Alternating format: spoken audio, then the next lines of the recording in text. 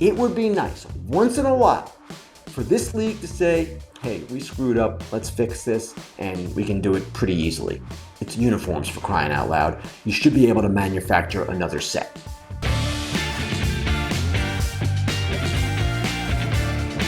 Welcome to this week's edition of Fair Territory, and yes, believe it or not, we have action. We have a member of the Boras 4 agreeing to a contract. It is now the Boras 3. Cody Bellinger in agreement with the Cubs on a 3-year, $80 million deal with opt-outs after the first and second year. Now, for Bellinger, this is a somewhat surprising outcome, and I wrote about this Sunday. If you didn't read it in The Athletic, what I basically said is the projections for him by some of the outside experts, Tim Britton of The Athletic was about $162 million for 6 years. MLB trade rumors had him at $264 for 12. Well, he didn't get that. You can make the case that if a long-term deal wasn't available to him, then a short-term deal enabling him to go back on the market next season is the most desirable outcome. So what happened here? Let's start with the impact on Bellinger, and then we can talk about the Cubs a little bit. What happened was Bellinger was a flawed free agent in a market that is not turning out to be as robust as perhaps some of us expected. And he also is represented by Scott Boras, who played this out and may have overplayed his hand. And I say may because we don't have a full scorecard here yet. Remember, he has the opt-out after this year. Another big year. He goes back into the market at age 29. Could get a monster deal then. Correa followed this path. Adrian Beltre followed this path. These are guys represented by Boras. It's been done before. But for Bellinger, well, let's take a look at his stats from last year. National League Comeback Player of the Year, 10th in the MVP balloting, and look at these numbers. They're quite good. 307 batting average, 26 homers, 97 RBIs, 881 OPS. And yet, I said he was a flawed free agent, and he was flawed for a couple of reasons. One, he had those two difficult seasons in 2021 and 22, injury-marred seasons, granted, but he was non-tendered by the Dodgers, so he had sort of that black mark against him. And these stats that you're looking at here are another reason why clubs were hesitant to go too long on Bellinger. Weighted on-base average and expected weighted on-base average. For those not familiar with these stats, weighted on-base average is a way to measure not just a player getting on base, but how he gets on base. It's weighted. So a double is worth more than a single or a walk. A home run is worth more than a double and vice versa. Expected weighted on-base average is the expected outcomes according to StatCast measures, such as exit velocity. The difference between Bellinger's expected and actual numbers were alarming to some clubs. It showed that, well, perhaps he was lucky. And perhaps what he did was unsustainable. So that was a problem. And another problem was the market. It has been, as I wrote, a surprisingly tepid market. The Mets and Padres are not spending the way they did in recent seasons. The Phillies spent on Aaron Nola but haven't done much else besides that. You have other teams, a number of other teams, facing uncertainty in their future local television revenue, and that has caused their owners to pull back a little bit. So you didn't have this robust group of teams bidding for all these different free agents. And yet, at the same time, he's Cody Bellinger. He's 28 years old. I feel quite comfortable saying Scott Boras ideally wanted a longer deal. And what this means now for the other members of the Boras 4, Blake Snell, Jordan Montgomery, Matt Chapman, well, it remains to be seen, but as I wrote, I imagine it's going to embolden the general managers, presidents of baseball operations of the teams pursuing those players because they saw the Cubs held the line, I'm going to hold the line. He's not getting what Boras wants. We're going to wait till we get the price we want. Now for the Cubs, obviously this is an outstanding outcome. President of Baseball Operations Jed Hoyer at the start of the offseason. If you had told him you're going to get Bellinger for 3 years and 80 with 2 opt-outs granted, he would have taken that every day of the week. He's had a pretty good offseason, Jed Hoyer, as far as playing the market. He got Imanaga on what is perceived to be a reasonable price, Hector Neris on a 1-year deal, and now Bellinger to a deal that, again, is not what many of us expected. So the Cubs needed a number 3 hitter, or a number 4 hitter, a middle-of-the-order hitter, I should say. They needed a left-handed bat. Cody Bellinger gives them that. He can play center field, buying some time for Pete Crow Armstrong. He can play first base if Crow Armstrong emerges. You have all kinds of options now. Are the Cubs this dynamic, amazing World Series frontrunner? No, but they should be a force in the NL Central. And in attending their camp the other day, actually I've been there a couple of days, they're really excited about their young talent coming through. Crow Armstrong is one, but some pitchers as well. They feel they're on the verge of having some of these prospects pop. And when that happens, you surround them with better players.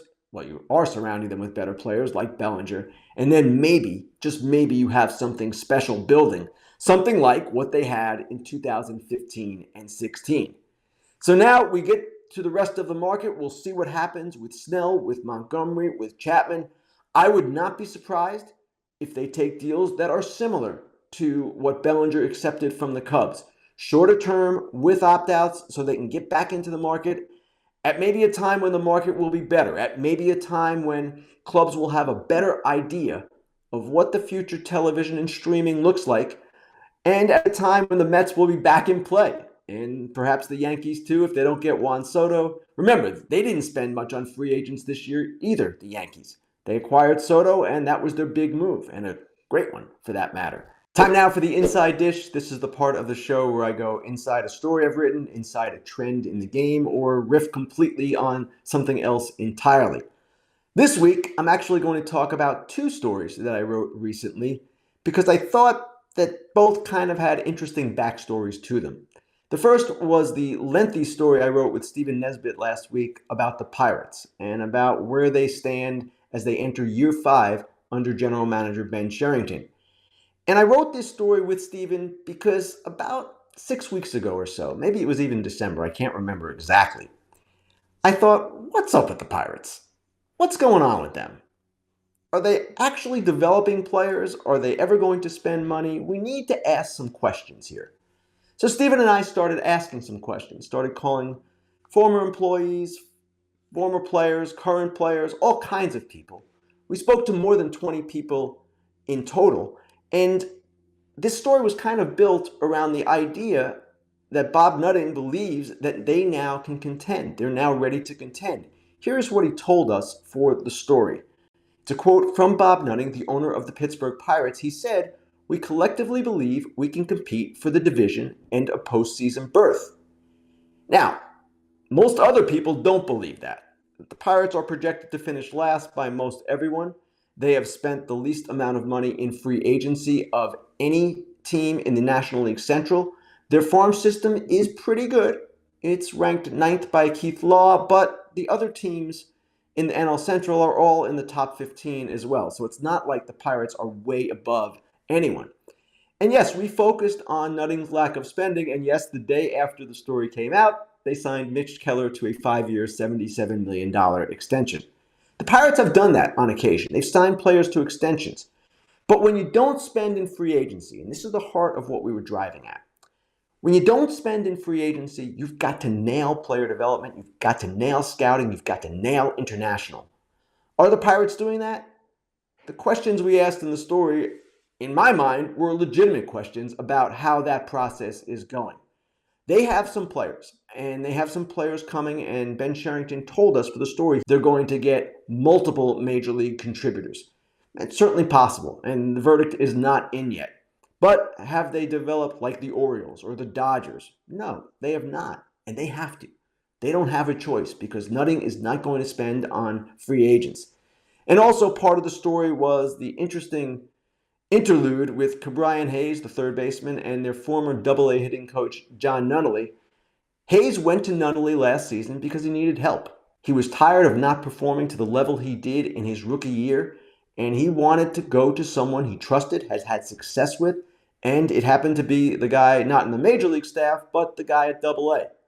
Players use outside hitting coaches all the time. It's not uncommon. Sometimes they're outside the organization entirely. In fact, often they are. It's pretty rare when they go inside the organization. But the whole situation kind of spoke to a conflict that goes on with many clubs, an enduring conflict between the old school and new school. Nunnally was more of an old school guy. The Pirates have gone more new school in some of their teachings, and for whatever reason, this just did not work out. The Pirates let Nunnally go at the end of the season. Bottom line is, we at The Athletic are going to continue to write these stories and explore different teams that are struggling. I've done it in combination with some of our writers on several teams at this point. Dennis Lynn with the Padres, Nick Groke when he was with us on the Rockies. I've written about the Marlins. To me, these teams are worthy of deeper explorations. And I know some fans were wondering about the timing of the story, and that's fair because spring training, right, is supposed to be a time of optimism. But I would ask in response, what exactly is the right time to drop a story like this? Is it opening day? Is it the start of the offseason? It's never going to be a happy time or a happy occasion. Now, I do appreciate a lot of Pirates fans tweeting at Steven and I the next day saying, hey, you guys criticize them for their lack of spending and they just signed Mitch Keller. Write another article and maybe we'll get O'Neill Cruz. Well, that's not how it works. We're not going to do that. But you know what? The Pirates should explore an extension with O'Neill Cruz. Now on to another story I wrote last week, this one about free agent left-hander Eduardo Rodriguez, who agreed to a 4-year, $80 million contract with the Arizona Diamondbacks early in the offseason. Looks like a pretty good deal considering that Blake Snell's still out there, Jordan Montgomery's still out there, and Eduardo Rodriguez has $80 million guaranteed coming. And what I wrote about, and I talked about this on Foul Territory, is that in the early days of camp, Rodriguez has taken on a leadership role with the Diamondbacks. He's kind of mentoring their younger pitchers. I wrote about a scene in the clubhouse where he got down on his knees, kind of got into a sprinter's position as if he was a sprinter in a starting block, and explained in Spanish to 3 younger pitchers that Usain Bolt trains 4 years to run 10 seconds, and that's the way he fine-tunes his mechanics, his body, his positioning, and pitchers should do the same to get to the point where you don't even have to think about how you're throwing the pitch. You just have your body so in sync, you throw it. It was a fun story to work on, and yet I anticipated and received some blowback from Tigers fans who said, whoa, wait a second. This cat in 2022 took more than 2 months off, was away from the team on the restricted list because of issues that were reported later to be marital problems. He bailed on the Tigers. And last year, 2023 trade deadline, he rejected a trade to the Dodgers that, of course, could have brought the Tigers some prospects.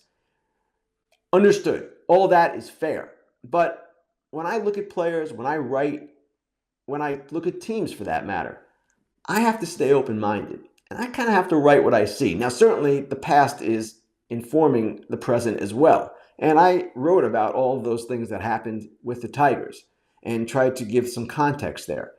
But as I said on Foul Territory, just because the Tigers fans or certain Tigers fans have a narrative in their heads that essentially Eduardo Rodriguez is a bum, that narrative is not permanent. That narrative can change. And he talked to me about Pedro Martinez and how Pedro mentored him with the Red Sox and how he wants to do the same for younger players. He did that in Detroit last year when he had his life straightened out, when he was just in a better place emotionally and mentally. Will he sustain this? I don't know. And maybe he won't. And I know some people who follow the Red Sox probably were questioning this whole idea of him as a leader as well. But again, I saw it with my own eyes, and I got this idea initially from someone with the Diamondbacks, I don't know, a couple of weeks ago.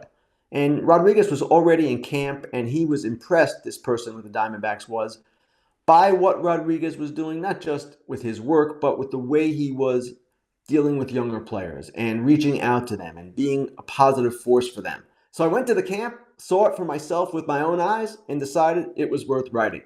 If I have to eat these words, if I have to eat my words on the Pirates, it wouldn't be the first time. All right, dude and dork of the week. The dude of the week is an entity. It's a group. It is a legion of Oakland A's fans who turned out, created their own fan fest, and pulled the thing off. From what I understand, thousands of people were there. Foul Territory was there, Scott Boras and Mark Weiner, and it was something to behold. It was a true grassroots experience for those fans, and it was a statement as well to Oakland, to the Oakland A's, to Major League Baseball, that people care. People really care in Oakland, and granted, It's a small number of people going to the games, has been for a few years. Yes, because that's the way the team has been run. It's been run to basically alienate the fan base. But there is a fan base there, and you put a successful team on the field in a new ballpark. Try them. Try and see how they respond at that point. Because you know what? That place, Oakland, the Bay Area, the East Bay, there is a group there that is waiting to embrace this team again. It's not going to happen, I don't think. I do believe they're going to Vegas. But the Oakland A's fans, dudes of the week, cool fan fest, awesome event. I tip my hat to you guys. That was great. Dork of the week. Oh, I will give it to another entity. This entity being Major League Baseball. And it's not for its conduct with the Oakland A's move to Las Vegas, though that could be Dork of the week in another respect. It's about the uniform situation. The see-through pants, the small letters, the whole kibosh. Now, I know MLB has been putting out statements and defending itself. Nike has been putting out statements defending themselves. Guys, the players aren't happy. That's your constituency. And we can argue all day about whether these pants are see-through or not. MLB seems to want to have an argument about that. To me, the most glaring issue is the fact that the letters on the jerseys are smaller than before. We are supposed to be marketing this game, promoting the players, giving voice and visibility to the great talent that exists in Major League Baseball today. And effectively, we're making their names harder to see. You tell me how that makes sense. And MLB, again, is taking a defensive position, as they often do when under fire. And I get it. They feel that they tested these things at the All-Star game. They didn't hear much blowback. It's not that big a deal. Maybe they have a point. But you know what? Your players are unhappy. Your fans are saying, what the heck is going on? And you know what also? It would be nice once in a while for this league to say, hey, we screwed up. Let's fix this. And we can do it pretty easily. It's uniforms, for crying out loud. You should be able to manufacture another set. Dorks of the week, MLB. Time now for Grillin Ken. Let's get to the questions. The first one comes from Jerry Kale. Jerry asks, I hope I'm pronouncing your name right, first of all, Jerry. But you ask, after all that happened, do you think the Mariners are a better team this year? This is an interesting question because a lot happened with the Mariners this offseason. It started with ownership freaking out over their local television situation, Jerry DiPoto needing to cut payroll. He traded Jared Kelenic with some other money. He traded Eugenio Suarez, and then he traded Robbie Ray in a deal that brought back Mitch Haniger. They acquired along the way, in addition to Haniger, Luke Raley. They picked up Gregory Santos from the White Sox. So are they a better team? It's difficult to know. It's a different team. They want it to be more contact-oriented. But they could be better because their starting pitching is that good. They're going to be in games, and they've also shown that they can put together a bullpen. So with the starting group they have, Luis Castillo and George Kirby, Logan Gilbert, Brian Wu, Bryce Miller. That's a pretty formidable five right there. They don't have the depth that they once did, but that's a good group. They've shown an ability to put together good bullpens. So the question is, will they score more runs? That's an open question. But I like Polanco. If Haniger stays healthy, I know we say that every year, he is a formidable offensive player. Luke Raley was a good addition as well. So I'm interested to see the Mariners. Bottom line, I thought DiPoto and his general manager Justin Hollander did as good a job as they possibly could have under the circumstances. All right, next question comes from JC, who asks, there is no possible way for the Angels to replace Ohtani, but why does it feel like they're not really trying that hard to get better this offseason? Good question, JC. They haven't done a whole lot. And I get people saying, well, where are the Angels? What is their vision?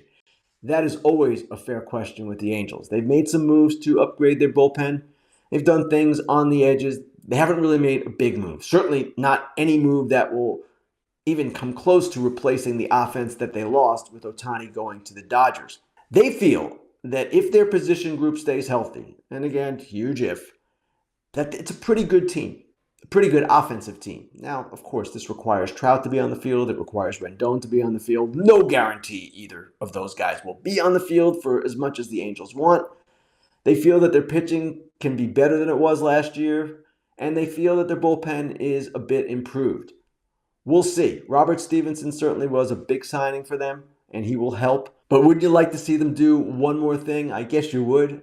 I don't know if they're going to spend on pitching. Artie Moreno, when he has spent in the past, has spent on hitters, not pitchers. So they are who they are, and I'm not sure where they are. No one seems to be sure where they are, but it all starts with Trout being on the field and Rendon being on the field. If that happens, this team could be mildly interesting. Final question comes from a depressed Cincy fan.